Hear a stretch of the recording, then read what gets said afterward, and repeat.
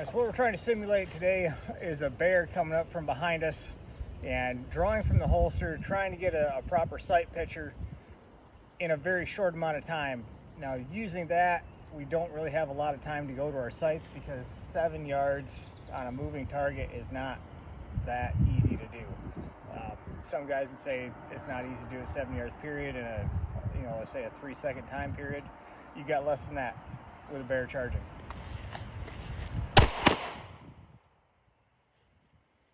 There's a couple of good shots.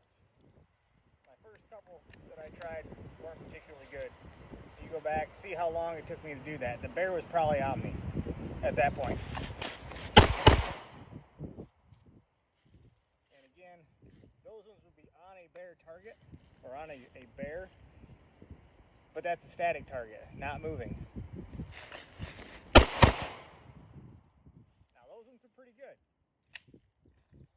That's more what I want to see. That was just complete instinct. Didn't use my sights, but I got two, would have been right off his nose if I was aiming for his head, or dead center of the chest, which would have rocked him pretty good. Even on a big bear, that probably would have done him in. Just want to talk about the speed, the necessity of training with your firearm in a practical scenario where you have close proximity. You might not always have time to bring up your sights. So I've been watching some different videos. One particularly the other day caught my eye. It was on Ron Spolmer Outdoors. And he's had this gentleman on a couple of times, fellas from Alaska. And his big thing is you want to carry a heavy as of a revolver, heavy caliber wise, as you possibly can stand the recoil for bear defense. And now he lives in Alaska, I don't, so take that with a grain or bucket of salt. I'm not having to deal with bear attacks all the time. There are bears in my area. You may have seen a video where I had a bear right outside my sugar shack not long ago, or at least I found the tracks, which would be, that one was a small black bear, but we do have some bigger, anywhere from 300 to 500 pound black bears in my county. But going back into, say, the west or the northwest, where you're dealing with black bears, grizzly bears, brown bears, possibly polar bears, having something, let me back up a minute. The big revolvers are fine. All right, I'm not knocking them. My very first pistol I ever bought was the Ruger Super Blackhawk in 44 mag. I bought it specifically for bear hunting. I wanted something that was going to hit hard, that I could carry down in a swamp where I couldn't turn my rifle in the tag alders. Everything it's a mat. You can't see anything coming more than 15 or 20 yards away. And if you're hunting down in that stuff, you either need a shotgun or you've got to cut some shooting lanes or something of that nature. And so I bought this 44 mag, and it's got, I think, a 7.5 inch barrel. It's pretty long. It looks like a Wyatt Earp Peacemaker. It's a hand cannon. It's heavy. I've got a shoulder holster for it. I've got a hip belt holster. I've got actual Western style gun belt for it. To pull that out and get it into action, not to mention lugging it around all the time, the cost of the ammo to train with it, it's a lot. It's a lot of money to spend on 44 mag ammo because I don't hand load, so I don't have that lower cost. I mean, the thing weighs almost as much as some of my hunting rifles. We're probably talking a 4 or 5 pound pistol. Pretty easy. I mean, it's got that long barrel on it. The barrel's as long as a 2x8, widthwise. So that's a lot of just front heavy to where you've got to bring it up. Outside, I guess, is you can use it as a club when you're done with it. If the bear gets on you, beat him over the head. Our little semi-automatics aren't as good at that, but the recoil on it, and I can shoot one-handed, so I'm not saying recoil is unmanageable by any means. Being able to practice with it, it's a single action. Being able to practice with something that you're actually going to use, that you're proficient with. If any of you have ever seen the movie The Ghost in the Darkness, Val Kilmer, can't remember some of the other characters in there, but anyways, it was based on a true story of a guy that went to Africa and he went out with a rifle that was more powerful than his to face these lions, and the rifle actually ended up malfunctioning. And when Remington comes in, he said, you went into battle with an unproven rifle, meaning you have not fired it, you haven't tested it. You basically, all you're doing is just pulling the trigger on it and hoping things work out. You don't know if it's going to take your shoulder off or blow up in your face. And so that was one of those things.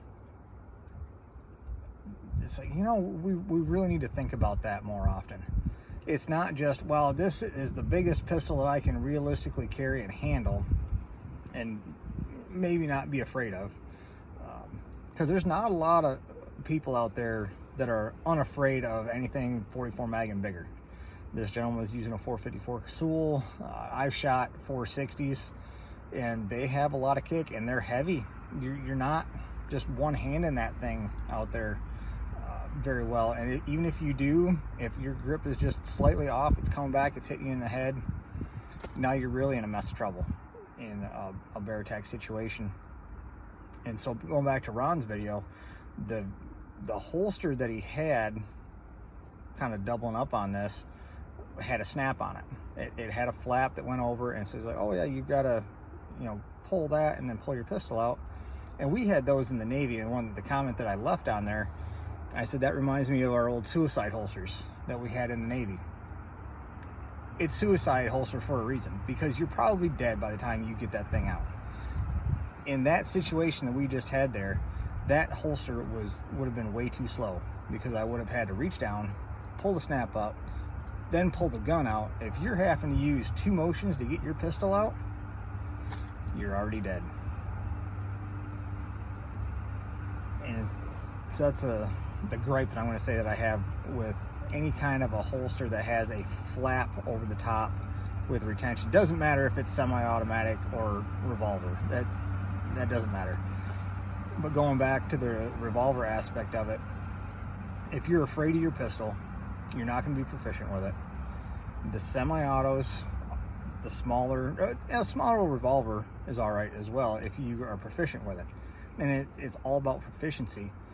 And going back to that Ghost in the Darkness bit where he says you went into battle with an untested rifle, a lot of people don't look as bear attacks as going into battle, but you are battling a wild animal. And oftentimes, if you're on a big bear, that animal is a lot bigger than you, and maybe even some black bears. There's not uncommon to see black bears north of 250, 300 pounds. And as my cousin once told me, they have retard strength. And that's not to be disparaging towards people with mental illness, but they can be extremely strong. And so if you have a bear with that kind of strength, you can't match it muscle to muscle. You're going to lose every time. They've got claws and teeth. We just got little fingernails. We don't have that. And so you have to have something, whether it's a knife. Guys have successfully used knives to defend themselves, even small knives. There was a guy up in Montana years back, older fella. He stabbed a grizzly to death with his pocket knife. So you can't tell me that a smaller pistol won't work. And if you ever go on Chooks Outdoors, I think it's Chooks Outdoors, and he's another Alaska native. He puts out a lot of videos on bear attacks. He's gone on it, I believe it's ammoland.com, and a gentleman there has compiled a list of bear attacks with the pistols that have been used in the calibers. And it's just as often, if not maybe more often, that the smaller calibers are just as effective as the big calibers in thwarting a bear attack. Okay, now you have to remember, we're trying to thwart the bear attack, not kill the bear. All we're trying to do is get that bear to leave us alone. We're not hunting the bears. Oftentimes use a rifle for that. If you are hunting bears, you're probably using one of those heavy caliber revolvers, but you're also going to be set up and more looking for a bear to come in. Whereas some of the other times when bear attacks happen, whether it's, you know, guys hiking on a trail, fishing, maybe bow hunting for elk or deer, they're not looking for a bear. They're looking for their animal prey, whatever tag they have. And so this one guy accused me in a comment. He's like, "Oh, you probably don't even have a revolver. You don't know how to shoot it." Like, oh, actually I do, but it's besides the point. If you can put rounds on target quickly and accurately, you are 10 steps ahead of the game.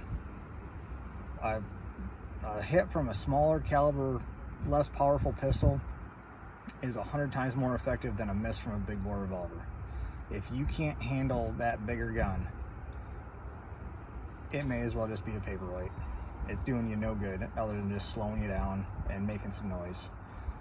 So, and they've done multiple videos on this where the guys, just like what I was doing, except they have a thing on, I think Gunworks did one, maybe it was Gunsight, a couple places out west, and one in Alaska that I saw, where they have a target that will basically charge you, and they have different guys going through, and I think each guy in one of the videos, they would get to use a semi-auto and a revolver, and almost every single time, without fail, the semi-auto won in both speed, accuracy, and rounds on target.